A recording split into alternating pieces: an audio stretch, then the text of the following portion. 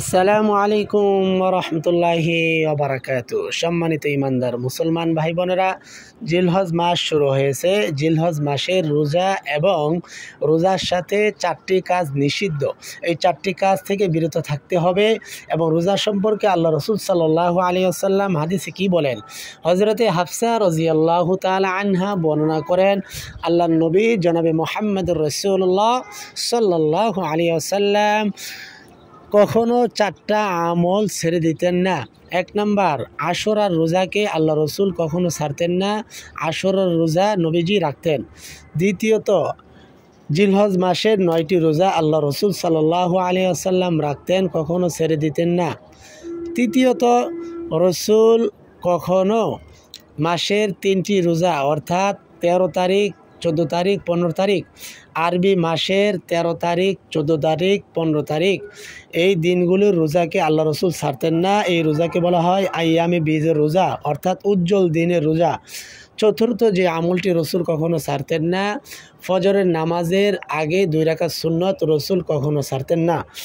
সেজন্য জিলহজ মাস চলতেছে, এই রোজাগুলি রসুল রাখতেন, আমরাও রাখার চেষ্টা করব। এবং রোজার পাশাপাশি 4টি নিষিদ্ধ কাজ থেকে আমরা যদি বিরত থাকতে পারি, আল্লাহর পক্ষ থেকে আমরা নেকি অর্জন করতে পারবো।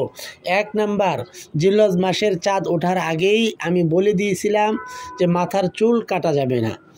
মাথার চুল এখন আর কাটা যাবে না। দ্বিতীয়ত, যে কাজটি করা যাবে না, হাত এবং পায়ের নখ কাটা যাবে না। তৃতীয়ত, যে কাজটি করা যাবে না, শরীরের অবাঞ্ছিত লোমগুলো কাটা যাবে না। চতুর্থত, মুছ কাটা যাবে না। পুরুষদের মুছ খাটো করা যাবে না। এই রোজার সাথে এই 4টি কাজ নিষিদ্ধ। এই 10টা দিন এই 4টা কাজ করা যাবে না। ঈদের নামাজ আদায় করে বাড়িতে গিয়ে একবারে মাথার চুল, হাত পায়ের নখ এবং শরীরের অবাঞ্ছিত লোম সবগুলোই আমরা পরিষ্কার করে নেব। আল্লাহর পক্ষ থেকে পূর্ণ একটি কুরবানির সওয়াব আমল নামায় জমা করতে পারবো ইনশাআল্লাহ। অবশ্যই সম্মানিত দিনী মুসলমান ভাই বোনেরা, ইসলামিক এই আমলের ভিডিওটি আপনার কাছে অবশ্যই ভালো লেগেছে অন্য মুসলমান ভাই বোনদেরকে জানিয়ে দেওয়ার জন্য সওয়াবের নিয়তে শেয়ার করে দেবেন, ছোট্ট করে একটি লাইক করে দেবেন, আর আপনার কমেন্টে আপনার মতামত জানিয়ে দিবেন। আর নতুন হলে সাবস্ক্রাইব করে পাশেই থাকবেন। আসসালামু আলাইকুম ওয়া রাহমাতুল্লাহি ওয়া বারাকাতুহু।